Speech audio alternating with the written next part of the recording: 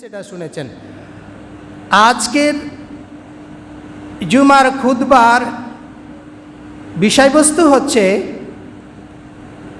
ক্রোধ সংবরণ করা,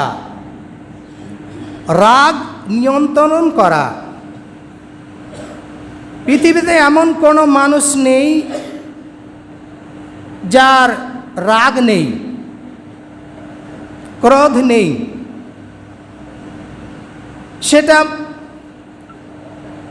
মানুষের সৃষ্টিগতভাবে কম বেশি আছে। কারো রাগ নিয়ন্ত্রণ করার ক্ষমতা আছে বেশি, কারো নিয়ন্ত্রণ করার ক্ষমতা খুবই কম, যাকে আমরা বলি চটা মানুষ, বদ মেজাজি মানুষ। রাগ থাকা ভালো, তবে সব রাগ থাকা ভালো নয়। এই রাগটা একটা সাইক্লোনের মতো, টর্নেডো ঝড়ের মতো, যেটা মেরে মুষড়ে ভেঙে তুষরপাত করে চলে যায়, তার পরক্ষণেই আর কিচ্ছু নাই। মানুষের রাগ হচ্ছে ওই ঝড়ের মতো, যখন সে রেগে গেল ঝড়ের মতো, রেগে গিয়ে যা কিছু করার ভেঙে চুড়ে বলে মেরে সব কিছু করার পর তারপর অনুতপ্ত হচ্ছে, আফসোস করছে, লজ্জিত হচ্ছে, আমি এটা কেন করলাম।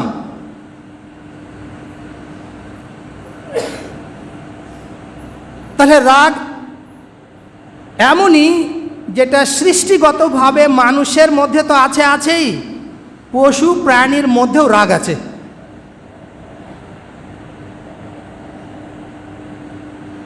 আমরা সচরাচর দেখতে পাই যে সমস্ত পশু আমাদের চোখে পড়ে, তাদের রাগারাগির বিষয়টি, একে অপরকে আক্রমণ করার বিষয়টি, একে অপরকে তাড়িয়ে দেওয়ার বিষয়টি আমরা কিন্তু লক্ষ্য করি। এমনকি ছোট্ট একটা পিপিলিকা, তারও রাগ রয়েছে।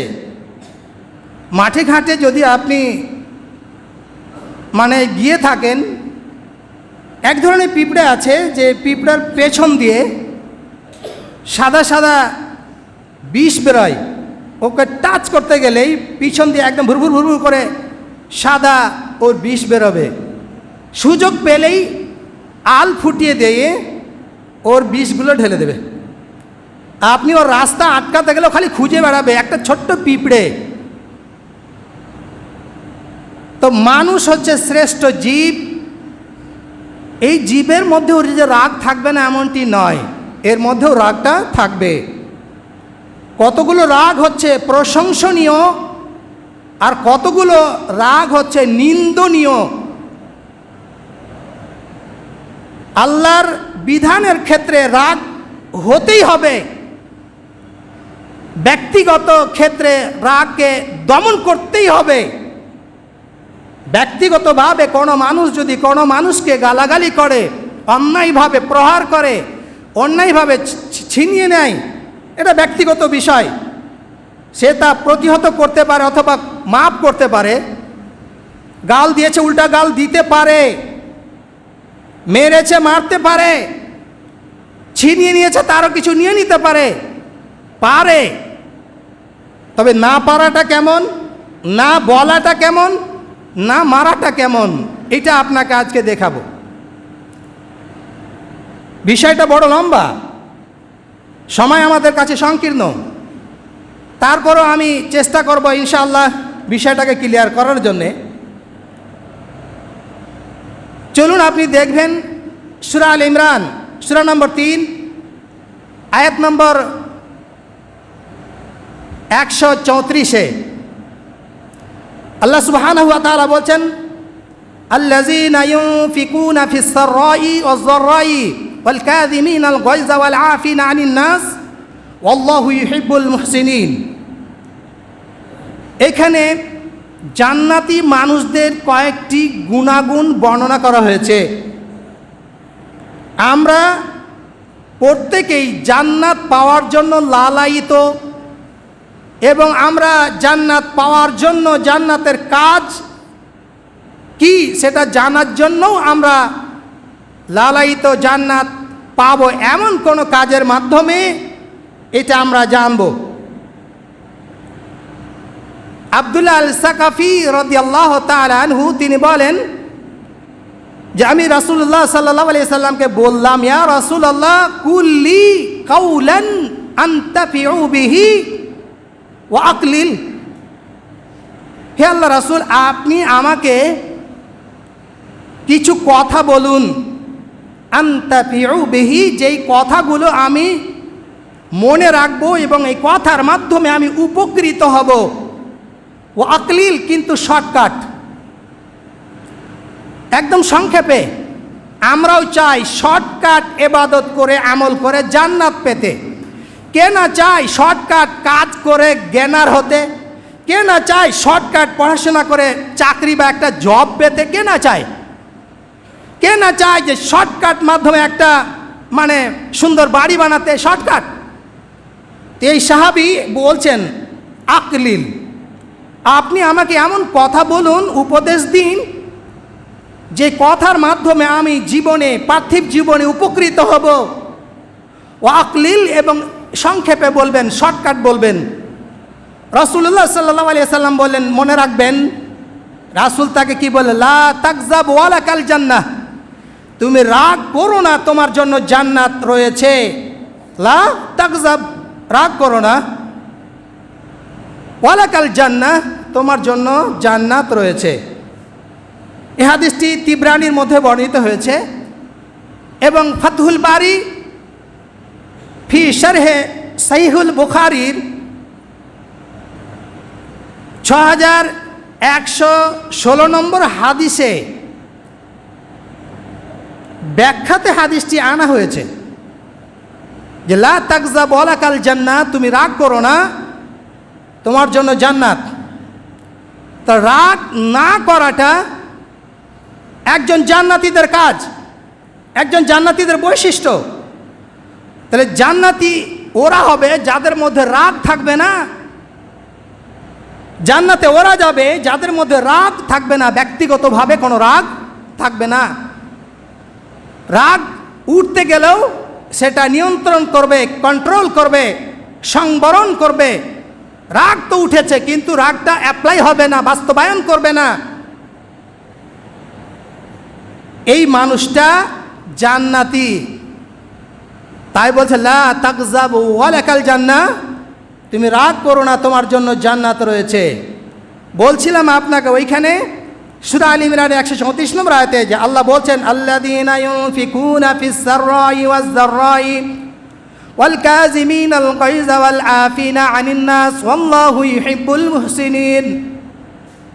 যারা সচ্ছলতায় দান করে, অসচ্ছলতায় দান করে, যাদের পয়সা কড়ি বেশি আছে এই অবস্থাতেও দান করে, যাদের পয়সা কড়ি নেই সেই অবস্থায়ও দান করে, গরিবী হালাতেও দান করে, পয়সাওয়ালা অবস্থাতেও সে দান করে। যার কাছে পয়সা বেশি আছে সে বেশি দান করে, যার কাছে কম আছে সে কম দান করে, কিন্তু দান করা লাগবে।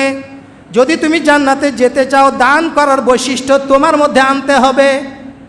দান করার বৈশিষ্ট্য প্রত্যেক ব্যক্তির মধ্যে নিয়ে আসতে হবে। ধনী যেমন দান করবে, গরিব তেমন দান করবে, এমনকি ভিখারিকেও দান করতে হবে। যে ভিক্ষা করে বেড়াচ্ছে, দাঁড়ে দাঁড়ে ভিক্ষা করে, তাকেও সেই দান করতে হবে।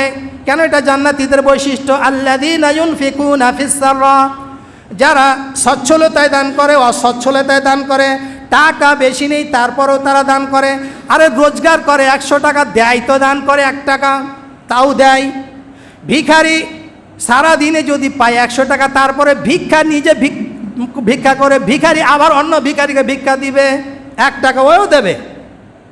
আল্লাহ বলছেন আল্লাযীনা ইউনফিকুনা ফিস সাররাই ওয়াজ যাররা, যারা গরিবী অবস্থায়, ভালো অবস্থায়, সর্ব অবস্থায় দান করে।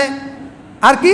ওয়াল কাযিমিনাল গায়যা ওয়াল আফিনা আনিন নাস, আর যারা নিজেদের রাগকে খেয়ে ফেলে। ওয়াল কাযিমিন, যারা খেয়ে ফেলে, গায়যা তাদের গোসাকে, রাগকে, ক্রোধকে। রাগ তো এখন প্রচণ্ড উঠেছে, চাঁদি গরম, তার নাক যেন ফেটে যাবে রাগেতে, তার গলার রগগুলো মোটা মোটা হয়ে যাচ্ছে, তার শরীরটা যেন এখন ফুলে যাচ্ছে, চেহারাটা যেন তার বিগড়ে যাচ্ছে, লাল হয়ে যাচ্ছে, এত বড় রাগ। সামান্য কথাই রেগে গেছে, বা অন্য কোনো কথাতেও সে রেগে গেছে। নিজের ওপরে রাগ করেছে, প্রতিবেশীর ওপরে রাগ করে, তার ফ্যামিলির ওপরে রাগ করে, যে কোনো মানুষের ওপরেই সে রেগে ফেটে পড়ে। আল্লাহ বলছেন এই জান্নাতীদের বৈশিষ্ট্য হচ্ছে ওয়াল কাযিমিনাল গায়যা ওয়াল আফিনা আনিন নাস। রাগ উঠেছে, তাকে এখন মেরে তছনছ করে দেবো, ছারখার করে দেবো, তাকে জীবনেই আর বাঁচতে দিব না, দুনিয়া থেকে উঠিয়ে দেব। তার হয়তো কোনো জিনিস নষ্ট করে দেব, গাড়ি ভাঙচুর করব, বাড়ি ভাঙচুর করব, পুকুরে বিষ দিয়ে দেব, তার যত গাছপালা আছে কেটে দেব। রাগ প্রচণ্ড উঠেছে, কিন্তু রাগটা অ্যাপ্লাই করবে না, রাগ বাস্তবায়ন করবে না। আল্লাহ বলছেন ওয়াল কাযিমিনাল গায়যা ওয়াল আফিনা আনিন নাস। রাগ তো প্রচণ্ড উঠেছে, কিন্তু রাগ তাকে সংবরণ করে নেয়, থেমে নাই, সামলে নাই, ঠান্ডা হয়ে যায়। আল্লাহু ইউহিব্বুল মুহসিনিন। এই সৎকর্মশীলদেরকে আল্লাহ ভালোবাসেন। যারা রাগ অ্যাপ্লাই করার ক্ষমতা রাখে তারপরও রাগটা অ্যাপ্লাই করে না, আল্লাহ ওদেরকে ভালোবাসেন। তাহলে আপনি যদি আল্লাহর ভালোবাসা পেতে চান, রাগ উঠার পরও রাগটাকে অ্যাপ্লাই করবেন না, সংবরণ করবেন। রাগ সংবরণ করতে হবে, নিয়ন্ত্রণ করতে হবে। রাগ যখন উঠে তখন তার মাথা ঠিক থাকে না, সে নিজে হয়তো আত্মহত্যা করে। যখন সে প্রতিপক্ষকে মানে দমাতে না পারে তখন নিজেই আত্মহত্যা করে, যে আর আমি বাঁচবো না, আমি প্রতিশোধ নিতে পারলাম না। রাগে ফেটে পড়ে, রাগকে নিয়ন্ত্রণ না করতে পারে নিজে আত্মহত্যা করে মরে। রাগ নিয়ন্ত্রণ না করে আত্মহত্যা করে যদি মরো, তুমি তো জাহান্নামে যাবে। তুমি যে অবস্থায় আত্মহত্যা করবে কিয়ামত পর্যন্ত তোমার ওই শাস্তিটা হতেই থাকবে। তুমি যদি ফাঁসি কাস্টে ঝুলে যদি আত্মহত্যা করো, তো ওই কিয়ামত পর্যন্ত তুমি ফাঁসি কাস্টে ঝুলতেই থাকবে, আবার মরতেই থাকবে, ঝুলতেই থাকবে, মরতেই থাকবে। তুমি যদি পাহাড় থেকে পড়ে গিয়ে মরার চেষ্টা করো, মরে যাও, তাহলে তুমি মানে ঘন্টায় পড়বে আর উঠবে, পড়বে আর উঠবে, কারণ তোমার শাস্তি হতেই থাকবে। তুমি বিষ পান করে যদি মৃত্যুবরণ করো, তাহলে তুমি বিষ পান করে মরছো, আবার জীবিত হচ্ছ, মরছো, জীবিত হচ্ছ, চলতেই থাকবে। তুমি যদি কোনো এক জায়গাতে নিজের দেহটাকে লিয়ে দিয়ে, অর্থাৎ হয়তো বাস লাইনে বা ট্রেন লাইনে যদি আত্মহত্যা করো, তাহলে ওই অবস্থায় তোমার মৃত্যু হতেই থাকবে, শাস্তি পেতেই থাকবে। রাগ মানুষকে ক্ষতি লাভ বয়ে নিয়ে আসে না, ব্যক্তির ক্ষতি করে রাগ, ব্যক্তির ক্ষতি করে। এবার এমন রাগ উঠেছে, স্ত্রীকে এমনভাবে মানে রাগ করেছে স্ত্রীর ওপরে, স্ত্রীকে সামনে যদি পেত তাহলে হয়তো তাকে কেটেই ফেলতো। যেমন অনেক ঘটনা আপনি পত্রিকায় দেখতে পাবেন যে তার স্ত্রীকে হত্যা করেছে, এমনকি স্ত্রী আবার স্বামীকে হত্যা করেছে, এমনকি শ্বশুর শাশুড়িকে হত্যা করেছে।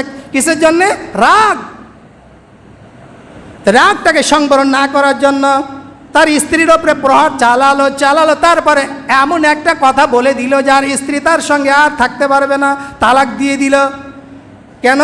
ও যে বলেছে রাগ ঝড়ের মতো, এমন ঝড়ে আসলো, ঘর দশ মনে ভেঙে চলে গেল, তারপর আর কিচ্ছু নেই, শান্ত। ভূমিকম্পের মতো এমন জোরে ভূমিকম্প আসলো, আপনার শখের বাড়ি একদম মাটির সাথে মিশে গেল। এমন ঝড় আসলো, আপনার শখের সেই ফসল পানি একেবারে চলে গেল।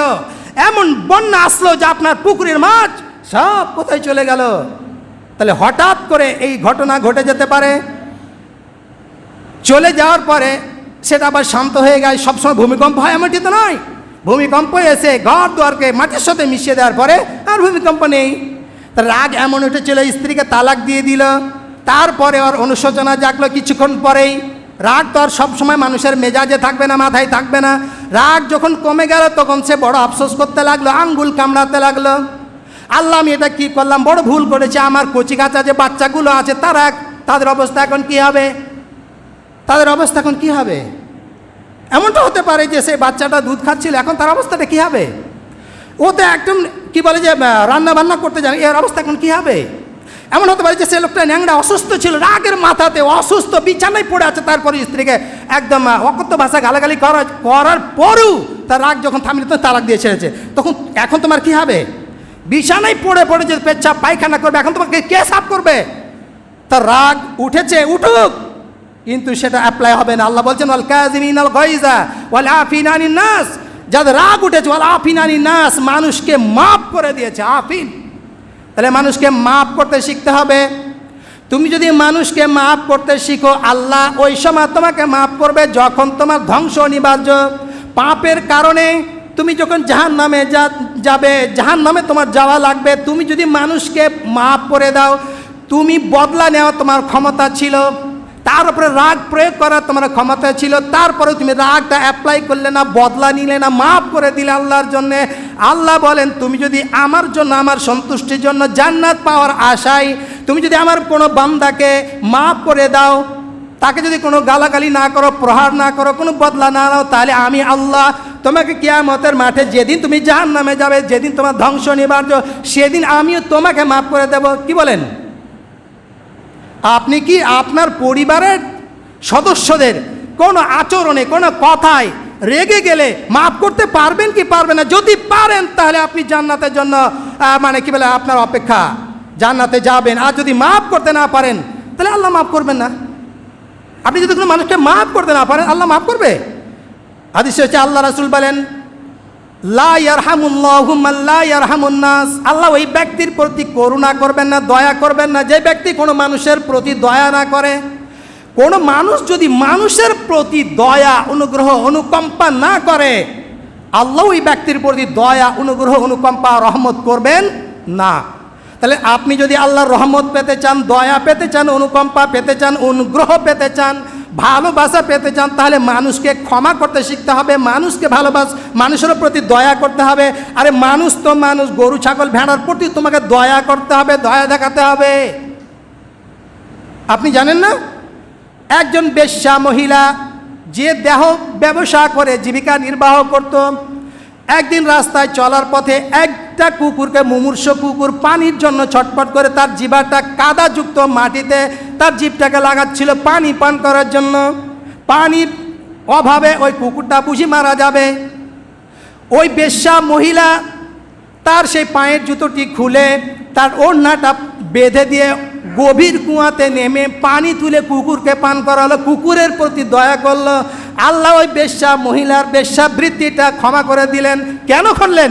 একটা নিকৃষ্ট প্রাণী কুকুরকে দয়া করার কারণে, কুকুরকে পানি পান করার কারণে আল্লাহ যদি ক্ষমা করে দেন তার গুনাহগুলো, তাই আপনি মানুষ হয়ে মানুষের যদি ভুল ত্রুটি ক্ষমা করেন, মানুষের প্রতি যদি আপনি দয়া করেন, তাহলে আল্লাহ রাব্বুল আলামিন আপনার প্রতি দয়া করবেন। তাহলে মানুষ তো মানুষ, এমনকি পশু প্রাণী, এর প্রতি যদি আপনি দয়া করেন তার প্রতিদান আপনাকে দেয়া হবে। আর কিছু বোকা মূর্খ গবেট লোকের কথা, দুপাইয়ার কোনোদিন ভালো করতে নেই। কার ভালো করবে তুমি? দুপাইয়ার ভালো করবে না, কার ভালো করবে? তোমার বাপও দুপাইয়া, তোমার মাও দুপাইয়া, তোমার স্ত্রীও দুপাইয়া, তাহলে ওদের ভালো করবে না, কার করবে? কার করবে? দুপাইয়ার ভালো করতে নেই, শয়তানি কথাবার্তা এটা। আরে দুপাইয়ারও ভালো করতে হবে, চার পাইয়ারও ভালো করতে হবে, এমনকি যার পা নাই তারও ভালো করতে হবে, তারও ভালো করতে হবে। যার হৃদয়ে কি রয়েছে, একটা কল্প রয়েছে, যে কোনো প্রাণী, সেই প্রাণী যদি আপনার কিছু খায়, আপনি যদি খাওয়ান, তার প্রতিদান আপনাকে দেওয়া হবে। কিন্তু দেখা গেল অনেক মানুষ রয়েছে এমন যে পশু প্রাণী ও তো বোঝেনি আপনার ফসল বা আপনার বাড়ির কোনো জিনিস ও নষ্ট করেছে, খেয়েছে, তখন এ রাগ সামলাতে না পারে এত মারলো, পাকে কেটে দিল। আর মানে ওই ছাগলের বা গরুর পেটের মধ্যে যে বাচ্চা আছে, বাচ্চাটাকে মেরে নষ্ট করে দিলে আপনি কি করলেন? কি করলেন? যেটুকু খেয়েছে সেটুকু তো আর ফেরত আসবে না। তবে যত টাকা জিনিস খেয়েছে তার চেয়ে বেশি জিনিস আপনি নষ্ট করেছেন, আপনি অপেক্ষা করেন তার জবাব দেওয়ার জন্য, তার বদলা দেওয়ার জন্যে। যতটুকু তোমার খেয়েছিল দান হিসাবে গণ্য হয়ে যেত। তোমার বাড়িতে আটা চাল একটু উন্মুক্ত ছিল, কারো বাড়ি ছাগল গিয়ে চাল খেয়েছে, গম খেয়েছে, আটা খেয়েছে, ছাগলটাকে তুমি মেরে দিয়েছ। মেরে তোমার চাল গম তো আসবে না, আসবে? জি না। তাহলে তোমার চাল গম যতটুকু খেয়েছে, দান করতে গেলে কি হতো? তুমি নেকি পেতে অতটা যতটা ওই প্রাণীটা খেয়ে ফেলেছে। আল্লাহ রাব্বুল আলামিন হচ্ছে আল্লাযীনা ইউনফিকুনা ফিস সাররাই ওয়াজ যাররাই, যারা সচ্ছলতায়, গরিবী অবস্থায় এবং ধনী অবস্থায়, সর্ব অবস্থায় দান করে। তো এটা তো আপনার দানের মধ্যে গণ্য হতো, আপনি মারলেন কেন? আপনি মারলেন কেন? তাহলে কোনো পশু প্রাণী, এমন কোনো মানুষ যদি এরকম কেসটা ঘটিয়ে দেয়, আপনি সেটা মাফ করা শিখুন। এটাকে প্রহার করে আপনার জিনিসটা ফেরত আসবে না। তাই আল্লাহ রাব্বুল আলামিন সূরা নম্বর 42 আয়াত নম্বর 37-এ বলছেন, ওয়াল্লাযীনা ইয়াজতানিবুনা কাবাইরাল ইসমি ওয়াল ফাওয়াহিশা, ওয়াল্লাযীনা ইয়াজতানিবুনা, ওরা যারা ওই জান্নাতি লোক ইস্তানিবুনা কাবাইরাল ইসম, তারা বড় গুনাহ করে না, বড় গুনাহ করা থেকে বেঁচে থাকে। কাবাইর, কাবির, কাবাইর, বড় গুনাহগুলো থেকে বেঁচে থাকে। বড় গুনাহ কি? শিরক করা যেমন বড় গুনাহ। বড় গুনাহ কি? পিতামাতার কথা না শোনাটা বড় গুনাহ। বড় গুনাহ কি?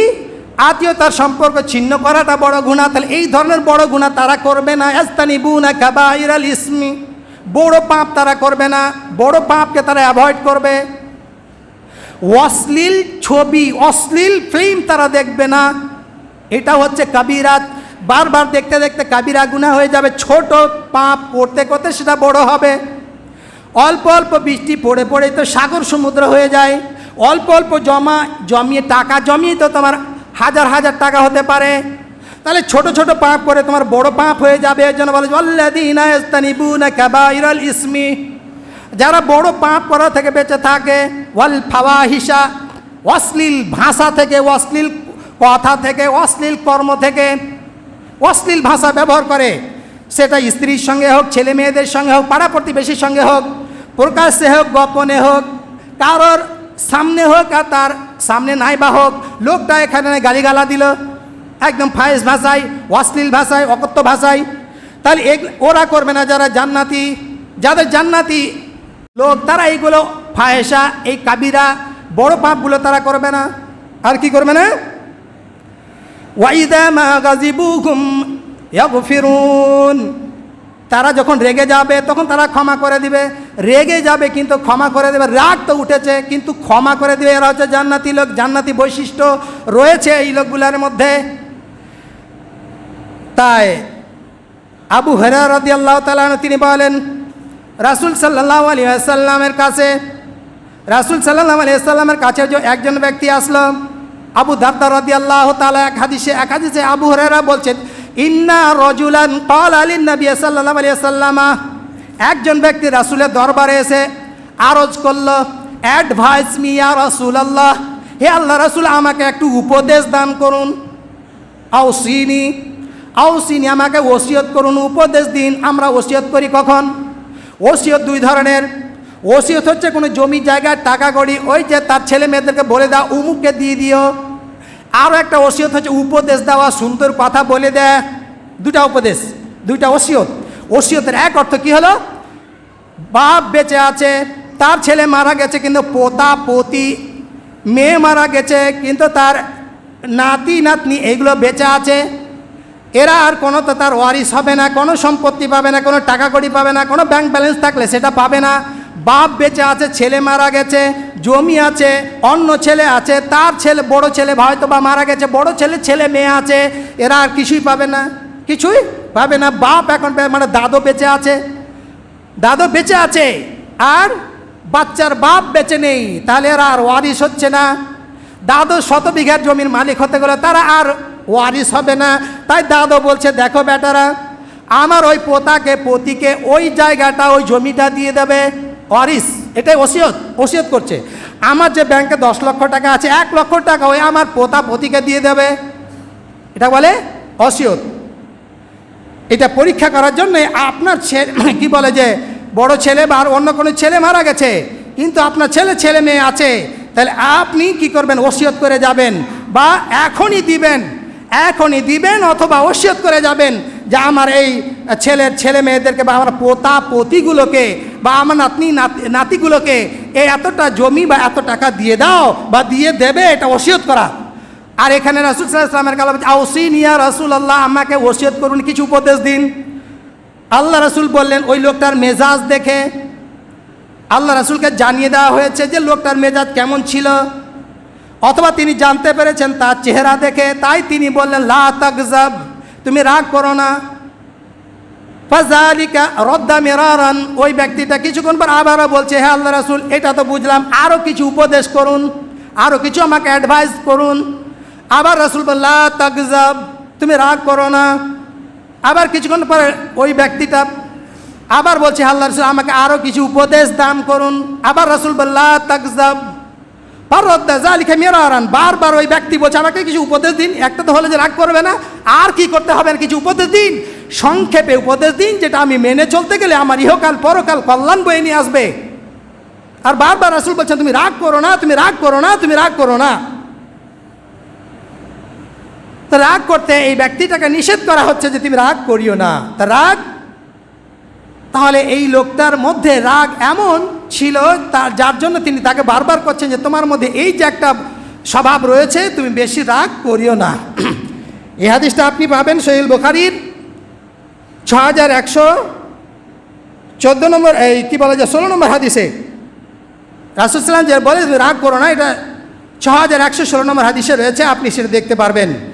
রাসূল সাল্লাল্লাহু আলাইহি ওয়াসাল্লাম জিজ্ঞেস করলেন সাহাবায়ে কেরামকে, তোমরা কি জানো লোকদের মধ্যে সবচেয়ে বীর পুরুষ কে, পেহলওয়ান কে, বড় যোদ্ধা কে, বড় শক্তিশালী কে?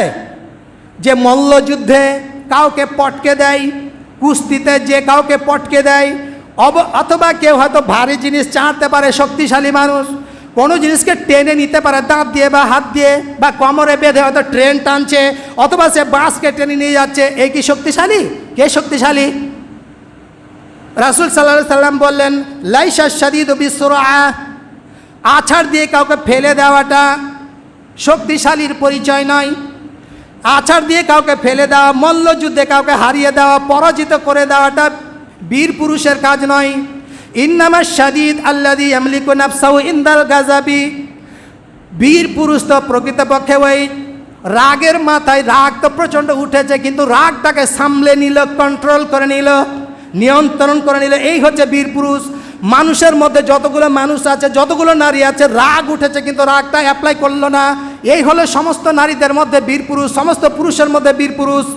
পুরুষদের মধ্যে পুরুষ হচ্ছে বীর পুরুষ, নারীদের মধ্যে নারী হচ্ছে বীর পুরুষ। অ্যাপ্লাই করার ক্ষমতা ছিল, প্রয়োগ করার ক্ষমতা ছিল, কিন্তু সে প্রয়োগ করলো না, রাগটাকে সংবরণ করলো। আল্লাহ রাসূল বলেন লাইসা শাদীদু বিসুরআ, ওই ব্যক্তি শক্তিশালী নয় যে ব্যক্তি কাউকে আছাড় দিয়ে ফেলে দিয়ে মেরে ফেলতে পারে, আছাড় দিয়ে তাকে মানে আহত করতে পারে বা নিহত করতে পারে। ইন্নামা শাদীদ, প্রকৃতপক্ষে শক্তিশালী ব্যক্তি, বীর পুরুষ, বীর যোদ্ধা হচ্ছে ওই আল্লাযী ইয়ামলিকু নাফসাহু ইনদাল গাযাব, যখন রাগ উঠেছে প্রচণ্ড, রাগের সময় যে নিজেকে নিয়ন্ত্রণ করতে পারে, সেই হলো বীর পুরুষ, সেই হলো শক্তিশালী, সেই হলো পেহলওয়ান, সেই হলো নামী বা দামি মানুষ। আজকে সামান্য কারণে আপনার আমার মধ্যে ঝগড়া, আমরা উভয়ই কি করতে পারি না, রাগটাকে দমন করতে পারি না, গাড়ি ভাঙচুর করি, বাড়ি ভাঙচুর করি, আর মারপিট করি, আমরা জেলে যাই, হাজতে যাই, অথবা আমরা ফাইন দিই, আমরা হাসপাতালে যাই, আমরা আমাদের চিকিৎসা করার জন্য কেন মারেছি, মার খেয়েছি।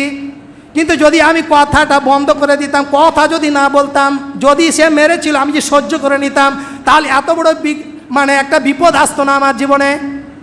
তাহলে এই যে তুমি পেহলওয়ান নাও, তুমি পয়সাওয়ালা নাও, তুমি বীর পুরুষ নাও, তোমার কি বলে যে তোমার বংশের কোনো গৌরব নেই, তোমার বংশকে দেখে তুমি যে বলেছ যে আমার বংশ আছে, একে মারলে কি হবে, একে কাটলে কি হবে, একে ভাঙলে কি হবে, এই তোমার বংশ নয়, তুমি নির্বংশের লোক আছো বলে তুমি এই কাজটা করেছো। এই কাজটা এই জন্যই করেছো যে তুমি একদম কাপুরুষ, কাপুরুষ এগুলো কাজ করে বেড়ায়।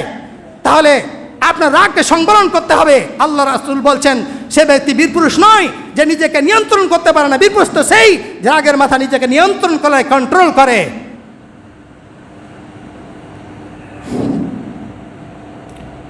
রাসূল সাল্লাল্লাহু আলাইহি ওয়াসাল্লামের সাহাবী সাহাল বিন মুআদ বিন আনাস তিনি বলছেন তার বাপের থেকে, আন্না রাসূলুল্লাহ সাল্লাল্লাহু আলাইহি ওয়াসাল্লাম ক্বালা মান কাযামা গায়জান, যে ব্যক্তি রাগকে মানে পান করলো, রাগ পান করা, পানি পান করা, শরবত পান করা, আরও কিছু পান করা, ঠান্ডা পানীয় পান করা, যেমন একটা আরামদায়ক। যে ব্যক্তি মান কাযামা গায়জান, রাগ উঠেছে কিন্তু রাগকে খেয়ে নিল, হারাম জিনিসকে খাওয়াটা হারাম যেমন, কিন্তু হারাম জিনিসকে খাওয়াটা হচ্ছে একটা মানে ভালো কাজ বা জরুরি কাজ, রাগ করাটা হচ্ছে হারাম কাজ। এই হারাম কাজটাকে সে খেয়ে ফেললো, রাগটা আর অ্যাপ্লাই করলো না, বাস্তবায়ন করলো না। তা বলছে মান কাযামা গায়জান ওয়া হুয়া কাদিরুন আলা আন ইউনাফিযাহু, এমন রাগ উঠেছে বউকে তো মারতে পারবে কিন্তু মারে না, ছেলেকে মারতে পারবে মারছে না, প্রতিবেশীর ওপরে রাগ উঠেছে মারতে পারে মারছে না। ওয়া হুয়া কাদিরুন আলা আন ইয়ানফিযাহু, সে এই রাগটা মানে অ্যাপ্লাই করতে পারে, এর একটা প্রয়োগ করতে পারে, এতটা পাওয়ারফুল বা এতটা তার শক্তি রয়েছে, নেতা নেত্রী হোক, মন্ত্রী হোক, যাই হোক, তার প্রজার উপরে, তার প্রজার ভুলের জন্য সে কি করতে পারে, তার রাগটাকে অ্যাপ্লাই করতে পারে, রাগের মাথাতে তাকে চাকরি থেকে বরখাস্ত করতে পারে, রাগের মাথাতে তাকে ট্রান্সফার করতে পারে, সব কিছু করতে পারে। তারপরেও করে না যে বলা হচ্ছে দাহুল্লাহু ইয়াউমাল কিয়ামা রুসিল খালাইকি ইয়াউমাল কিয়ামা, আল্লাহ রাব্বুল আলামিন ওই ব্যক্তিকে ডাকবেন যে ব্যক্তি রাগ করে রাগটাকে বাস্তবায়ন করতে পারতো ব্যক্তির উপরে, রাগটাকে বাস্তবায়ন করতো ব্যক্তির উপরে, কিন্তু রাগটা বাস্তবায়ন করলো না। দাহুল্লাহু আলা রুসিল খালাইকি ইয়াউমাল কিয়ামা, কিয়ামতের মাঠে সমস্ত সৃষ্টি জগতের সামনে তাকে ডাকবেন, ওই ব্যক্তিকে ডাকবেন যে ব্যক্তির ক্ষমতা ছিল, পাওয়ার ছিল, ম্যান পাওয়ার, মানি পাওয়ার, সব ধরনের পাওয়ার তার মধ্যে। একটা মানুষকে মেরে দেওয়া, একটা মানুষকে গুম করে দেওয়া, একটা মানুষকে চাকরি থেকে বরখাস্ত করে দেওয়া, একটা মানুষকে তার ওই কি বলে প্রাপ্য থেকে বঞ্চিত করা, সব ধরনের ক্ষমতা ওই ব্যক্তিটা ছিল, তারপর এগুলো প্রয়োগ করলো না। দাহুল্লাহু আলা রুসিল খালাইকি, সমস্ত সৃষ্টি জগতের সামনে তাকে আল্লাহ ডাকবেন, আল্লাহ ডাকবেন ওই ব্যক্তিকে যে ব্যক্তি এই রাগটাকে অ্যাপ্লাই করেনি, তাকে আল্লাহ ডাকবেন। তাহলে আপনি যদি আল্লাহ ডাক পেতে চান, তাহলে আপনি ক্ষমতা থাকলে রাগ প্রয়োগ করিয়েন না। আপনি যদি আল্লাহ ডাক পেতে চান, আল্লাহ আপনাকে ডাকবে যদি আপনি আপনার রাগটাকে অন্যের উপরে প্রয়োগ না করেন, ব্যক্তিগত ক্ষেত্রে প্রয়োগ না করেন। তাহলে আল্লাহ সমস্ত সৃষ্টির সামনে আহ্বান করবে, ওই আমার বান্দা তুমি এসো, এবং হুরদের মধ্যে যাকে তোমার চয়েস হয় তাকে তুমি নিয়ে জান্নাতে চলে যাও। তাহলে জান্নাতে যাওয়ার মাধ্যম হচ্ছে যে রাগটাকে নিয়ন্ত্রণ করে ব্যক্তির ওপরে প্রয়োগ না করে, প্রয়োগ করতে গেলে আর জান্নাত পাওয়া যাবে না। তাই আগে বলা হয়েছে লা তাকযাবু ওয়ালাকাল জান্নাত, তুমি রাগ করো না, তাহলে তোমার জন্য জান্নাত রয়েছে, জান্নাত তোমার জন্য। তা রাগ আপনি করবেন না ব্যক্তিগত ক্ষেত্রে, তবে ধর্মীয় ক্ষেত্রে রাগ আপনাকে করতেই হবে, রাগ ধর্মীয় ক্ষেত্রে আপনাকে করতে হবে, কিন্তু ব্যক্তিগত ক্ষেত্রে নয়। যে হাদিসটা বললাম, এই হাদিসটি আপনি আবু দাউদে পাবেন 4777 নম্বর হাদিসে, এবং ইবনে মাজাতে পাবেন 4186 নম্বর হাদিসে। তাহলে আল্লাহ রাব্বুল আলামিন এবং তার রাসূল, যা আমরা বুঝলাম যে আপনি রাগ করবেন না ব্যক্তিগত ক্ষেত্রে। ব্যক্তিগত ক্ষেত্রে বহু কথা রয়েছে, বহু হাদিস রয়েছে যে আমাদের নবী সাল্লাল্লাহু আলাইহি সাল্লাম মাফ করে দিয়েছেন। এমনকি একজন বেদুইন মসজিদে দাঁড়িয়ে দাঁড়িয়ে পেচ্ছাপ করে দিল, সাহাবা কিরাম তাকে বকাঝকা করবে এই মানে ব্যবস্থা নিচ্ছে, মা এই কি করছো? রাসূল বলেন দাহু, তাকে ছেড়ে দাও, পেচ্ছাপটা করতেই দাও। পেচ্ছাপ সে করে নিল, তারপরে আল্লাহ রাসূল বললেন এক বালতি পানি ওই তার পেচ্ছাপে বহিয়ে দাও, দিয়ে দাও। ওই ব্যক্তি তখন বলছে আল্লাহুম্মা গফিরলি ওয়া লি মুহাম্মাদ ওয়ালা তাগফির লি আহাদিম মা'ানা, আল্লাহ তুমি আমাকে মাফ করো, মুহাম্মাদকে মাফ করো, আর কাউকে আমাদের সঙ্গে মাফ করিও না। দেখছেন, ওই বেদুইন বলছে আল্লাহ আমাকে মাফ করো, মুহাম্মাদকে মাফ করো, আমাদের সাথে আর কাউকে মাফ করিও না। রাসূল তখন জাহেকা রাসূলুল্লাহ সাল্লাল্লাহু আলাইহি ওয়াসাল্লাম, রাসূল একটু মুচকি হেসে ফেললেন যে তুমি আল্লাহর প্রশস্ততা, যেটা আল্লাহ ক্ষমা করবেন, প্রশস্ত আল্লাহর ক্ষমা, সবার জন্য আল্লাহর ক্ষমা, তো তুমি একদম সংকীর্ণ করে দিলে আমার জন্য, তোমার জন্য, সবার জন্য যেখানে ক্ষমা চাইতে হবে যে আল্লাহ তুমি আমাদের সকলকে ক্ষমা করো, না বলে বলছে আল্লাহুম্মা গফিরলি ওয়া লি মুহাম্মাদ, আল্লাহ আমাকে এবং মুহাম্মাদকে ক্ষমা করো, আর কাউকে করিও না। তো ওই ব্যক্তি বলছে একটু আগেই তো আপনার সাহাবায়ে কেরাম আমার উপরে চটে গিয়েছিল, আমাকে তো মেরে দিত, আমি পেচ্ছাপ আমি না জেনে করে ফেলেছি, আমি জানি না, এক মসজিদে কোণাতে পেচ্ছাপ করে দিয়েছে। রাসূল বললেন তখন যে হাদাল মসজিদ, এটা হচ্ছে মসজিদ বুনিয়া লিজিক্রিল্লাহি ওয়া লিসসালাত, এটা আল্লাহ জিকিরের জন্য নির্মিত হয়েছে, এটা নামাজের জন্য নির্মিত হয়েছে। মসজিদ নামাজ পড়ার জন্যে, এই মসজিদ হচ্ছে জিকির আজকার করার জন্যে। তাহলে ওকে শিক্ষা দিলেন, কিছু বললেন না। আর একটি ঘটনা, রাসূল সাল্লাল্লাহু আলাইহি ওয়াসাল্লাম এক যুদ্ধ থেকে ফিরছেন, সাহাবায়ে কেরাম বলছেন যে আমরা দুপুরের সময় ক্লান্ত পরিশ্রান্ত হয়ে গেলাম, একটু বিশ্রামের জন্য আমরা খুঁজছিলাম, এমন একটা কাঁটাযুক্ত ওয়াদি উপত্যকায় পৌঁছলাম, গাছগুলো সব কাঁটা, মনে করেন বাবলার গাছ, বাবলার বন। একটি ঘন ছায়া বিশিষ্ট গাছের ছায়াতলে রাসূল সাল্লাল্লাহু আলাইহি সাল্লামকে ছেড়ে দিলাম যে আপনি এখানে বিশ্রাম করুন। আমরা অন্য অন্য গাছের তলায় গিয়ে শুয়ে পড়লাম বিশ্রাম নেওয়ার জন্যে। রাসূল সাল্লাল্লাহু আলাইহি সাল্লাম তার তরবারিখানা গাছের ডালে ঝুলিয়ে দিলেন।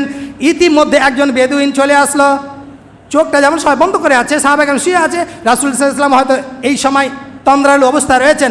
ও তখন তরবারিটা ডাল থেকে তুলে নিয়ে খাম থেকে বের করে একদম চকচক করাচ্ছে,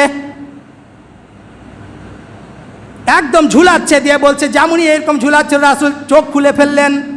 তখন তাকাফুনি, ওই ব্যক্তি বেদুইন বলছে আপনি কি ভয় পান? এই যে এখন আমার হাতে তরবারি, আমি তো বেদুইন, আমি তো কাফের, আমি তো মুসলিম না, এখন আপনাকে হত্যা করবো। মাইয়াম নাওকা মিন্নি, আপনাকে কে আমার হাত থেকে বাঁচাবে? দেখেন ও বেদুইন বলছে আল্লাহ রাসূলকে এক তরবারি আমার হাতে, আপনি তো শুয়ে রয়েছেন, মাইয়াম নাওকা মিন্নি, আমার হাত থেকে কে বাঁচাবে আপনাকে? এখনই আপনাকে শেষ করব। আল্লাহ রাসূল মানে ক্বালা আল্লাহ, আল্লাহ রাসূল বললেন আল্লাহ আমাকে বাঁচাবেন।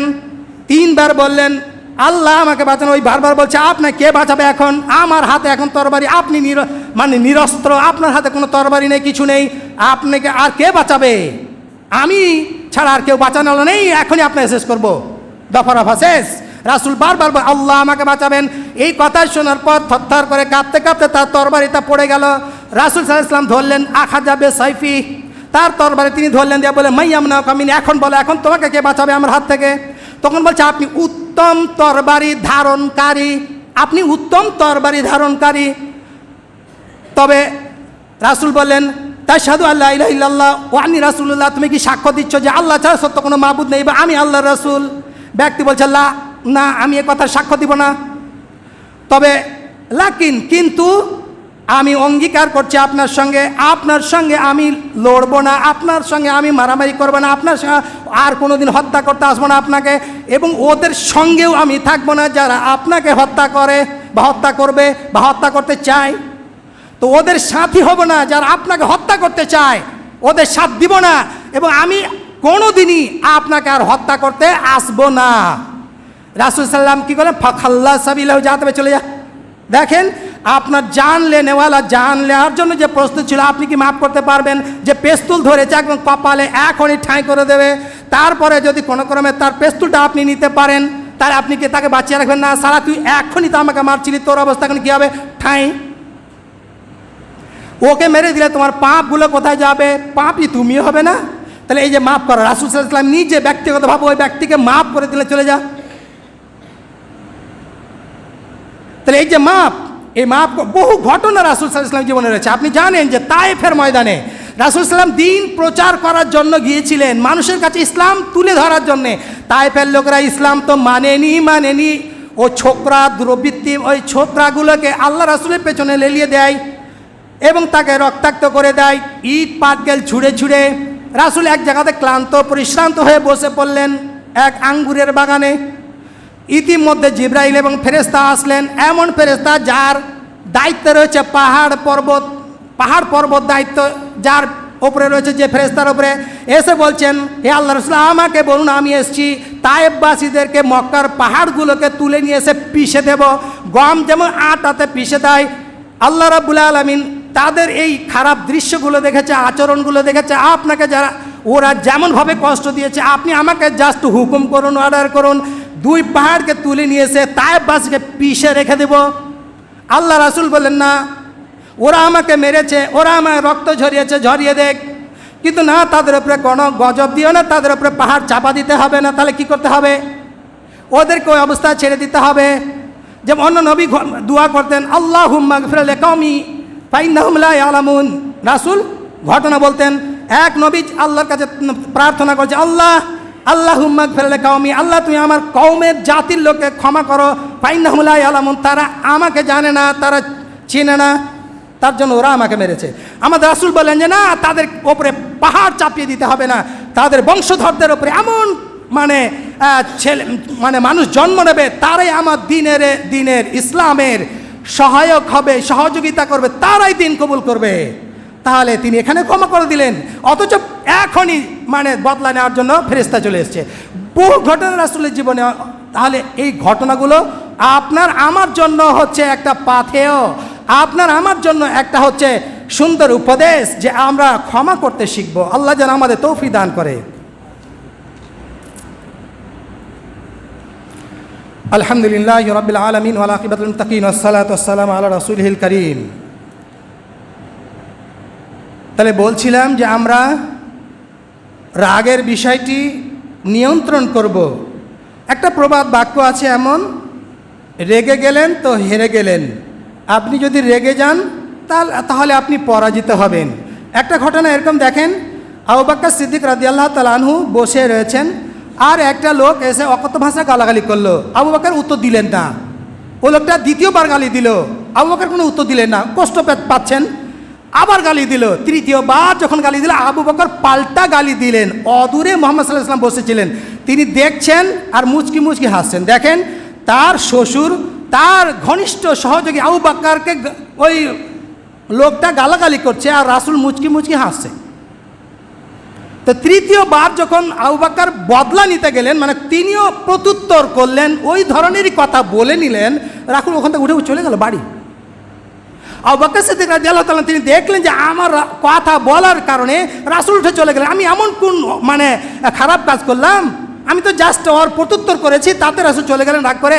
তাই যে বলছে, আল্লাহ রাসূল আপনি চলে আসলেন যে, আপনি কিছু বলে মুচকি মুচকি হাসছিলেন, আমি গাল খাচ্ছি আপনি হাসছিলেন। রাসূল বললেন, দেখো আবু বকর, তুমি যতক্ষণ পর্যন্ত চুপ ছিলে আল্লাহ চুপ ছিলেন না, আল্লাহ ফেরেশতা পাঠিয়ে তার বদলা নিচ্ছিলে, তোমার বদলা নিচ্ছিল। আর তুমি যখনই মুখ খুলে দিলে শয়তান চলে আসলো। এই শয়তান এসে যেখানে হাজির হয়ে গেল সেখানে মুহাম্মদ সাল্লাল্লাহু আলাইহি ওয়াসাল্লাম থাকে না, তাই আমি উঠে চলে এসেছি। এবার লাস্ট কয়েকটি কথা আপনাকে বলি, রাগ কিভাবে দমন করবেন। সময় চলে গেছে, তারপর আপনাকে জাস্ট কয়েকটি টিপস, কয়েকটি ওষুধ আপনাকে দিচ্ছি। আপনি পকেটে পুরো ওষুধ নিয়ে যাবেন, যখন এই অসুখটা আপনার উঠবে পকেটে বের করে খাবেন।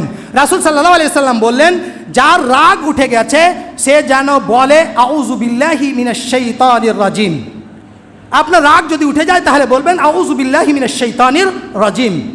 আল্লাহ রাসূল বলছেন, কোনো মানুষের রাগ যদি উঠে যায় আর এই অবস্থায় সে যদি দাঁড়িয়ে থাকে, ফালিয়াজলিস, সে যেন বসে যায়, তাহলে তার রাগটা চলে যাবে। রাগ যদি চলে যায় তো ভালো, আর যদি রাগ নাও যায় ফালিয়াজতাজে, সে যেন চিত হয়ে শুয়ে যায়। তাহলে আপনি ওষুধ পেলেন কি? রাগ উঠেছে, থামতে পারছেন, আউযু বিল্লাহি মিনাশ শাইতানির রাজিম বলুন। আর একটা রইল যে রাগ উঠেছে, আপনি দাঁড়িয়ে রাগ মানে রাগটা আপনার উঠেছে, তাহলে আপনি বসে যান, বসে গেলে রাগ চলে যাবে। যদি বসেও না যায় শুয়ে যাবেন, তাহলে রাগ চলে যাবে। একটি ঘটনা যে আলী রাদিয়াল্লাহু তাআলা আনহু, রাসূল সাল্লাল্লাহু আলাইহি ওয়াসাল্লাম তার বাড়িতে গেলেন, ফাতেমার বাড়িতে গেলেন। ফাতেমা জিজ্ঞেস করলেন যে আলী কোথায়? তো ফাতেমা রাদিয়াল্লাহু তাআলা আনহা তিনি বলছেন যে আমার মধ্যে আর আলীর মধ্যে একটু কথা কাটি হয়েছে, তিনি রাগ করে চলে গেছেন। আল্লাহ রাসূল বলেন একজন ব্যক্তিকে, উনজুর কাইফা হুয়া আইনা হুয়া, দেখো তো সে কোথায় আছে। তো ওই লোকটি এসে বলছে, হুয়া ফিল মসজিদি রাকিদুন, আলী মসজিদে শুয়ে আছে। রাসূল সাল্লাল্লাহু আলাইহি ওয়াসাল্লাম সেখানে গেলেন এবং দেখছেন যে আলীর চাদর পড়ে আছে, অর্ধেকটা মাটিতে ধুলে লেগে গেছে। মসজিদে এরকম টাল ছিল না বা মজা করা ছিল না, ধুলো বালির মাটিতে আলী রাদিয়াল্লাহু শুয়ে আছেন। কেন? স্ত্রীর সঙ্গে গন্ডগোল। আপনার আমার স্ত্রীর সঙ্গে গন্ডগোল হয়, কিন্তু আমরা কি করি? মারতে মারতে একদম যাই তাই করে দিই এবং অন্য কথা ব্যবহার করি। দেখেন, গন্ডগোল হতে পারে, স্ত্রী এবং স্বামীর মধ্যে গন্ডগোল হতে পারে। গন্ডগোল হতে গেলে আপনি চলে যান, বাড়ি থেকে বেরিয়ে যান, রাস্তা জায়গাটা ছেড়ে দিয়েন, তাহলে আপনার এই কি বলে যে সম্পর্কটা বজায় থাকবে, এই শান্তিটা আপনার মধ্যে বজায় থাকবে। তাহলে আলী এসছেন কোথায়? এত পেহেলবান ব্যক্তি, ফাতেমা রাদিয়াল্লাহু তাআলা আনহার সঙ্গে একটু কাটাকাটি হয়েছে, ফলে রাগ করে মসজিদে শুয়ে আছেন, মাটিতে শুয়ে আছেন। এই জন্য বলছে যে তোমার রাগ যদি না মিটে মাটিতে শুয়ে যাবে। এবার রাসূল সাল্লাল্লাহু আলাইহি ওয়াসাল্লাম জামায়ের ওই মাটিগুলো ধুলোগুলো ঝাড়ছেন আর বলছে, কুম আবা তুরাব, কুম আবা তুরাব, এই মাটির বাপ উঠো, মাটির বাপ উঠো। আর আপনার যদি হতো মেয়ের আর জামাইয়ের বিষয়, তাহলে জামাইকে যা খুশি মনে হয় গালাগালি করে ছাড়তেন, তাই না? কিন্তু আমাদের নবী কি বলছেন, তার জামাইকে কুম আবা তুরাব, এই মাটির বাপ উঠো, মসজিদে যে মাটিতে শুয়ে আছে তাই আবা তুরাব উঠো। তাহলে দেখলেন এরকম ঘটনা ঘটে যেতে পারে। তাহলে কি করবেন? আপনি দাঁড়িয়ে থাকলে শুয়ে যাবেন, আর শুইতে গেলে আপনার রাগ চলে যাবে। আর একটা হাদিসে রয়েছে যে কি বলে যে তুমি উজু করবে, উজু, রাগ হয়ে গেছে উজু করে নেবে। তাহলে উজু করলে কি হবে? তোমার রাগ চলে যাবে। শেষ কথাটা যেটা হচ্ছে যে আল্লাহ রাসূল বলছেন যে রাগ আছে কি থেকে? শয়তান থেকে। রাগ আছে শয়তান থেকে, আর শয়তান খুলিকা মিনান নার, আর শয়তানকে সৃষ্টি করা হচ্ছে আগুন থেকে, আর আগুনকে নিভাতে পারে কে? পানি। তাই আপনি রাগ প্রচণ্ড উঠতে গেলে পানি ব্যবহার করবেন, অর্থাৎ উজু করবেন অথবা মাথায় পানি ঢালবেন। আপনার আশেপাশে কারো যদি এরকম ঘটনা ঘটে, ওই ব্যক্তিকে বসানোর চেষ্টা করিয়েন এবং তাকে হয়তো শুয়ে দেওয়ার চেষ্টা করিয়েন এবং মাথায় পানি ঢালিয়েন, তার রাগটা চলে যাবে। আল্লাহ যেন আমাদেরকে সকলকে এইগুলো বুঝার এবং সেই মোতাবিক আমল করার তৌফিক দান করেন, বলুন আমিন। আল্লাহ আমাদের মধ্যে যারা অসুস্থ রয়েছে সুস্থতা দান করো। হে আল্লাহ আমাদের মধ্যে যারা কবরস্থ হয়েছে আল্লাহ তুমি তাদের মানে দুনিয়ার ভুল ভ্রান্তি ক্ষমা করে তাদেরকে জান্নাত নসিব করো, বলো আমিন। ওয়া আখির দাওয়ানা আলহামদুলিল্লাহি রাব্বিল আলামিন। আল্লাহুম্মা সাল্লি আলা মুহাম্মাদ ওয়া আলা আলি মুহাম্মাদ কামা সাল্লাইতা আলা ইব্রাহিম ওয়া আলা আলি ইব্রাহিম ইন্নাকা হামিদুম মাজিদ। আল্লাহুম্মা বারিক আলা মুহাম্মাদ ওয়া আলা আলি মুহাম্মাদ কামা বারাকতা আলা ইব্রাহিম ওয়া আলা আলি ইব্রাহিম ইন্নাকা হামিদুম মাজিদ। আস্তাগফিরুল্লাহ লি ওয়া লাকুম ওয়া লিসাইরিল মুসলিমিন। সুবহানা রাব্বিকা রাব্বিল ইজ্জাতি আম্মা ইয়াসিফুন ওয়া সালামুন আলাল মুরসালিন ওয়া আলহামদুলিল্লাহি রাব্বিল আলামিন। আসসালামু আলাইকুম ওয়া রাহমাতুল্লাহ।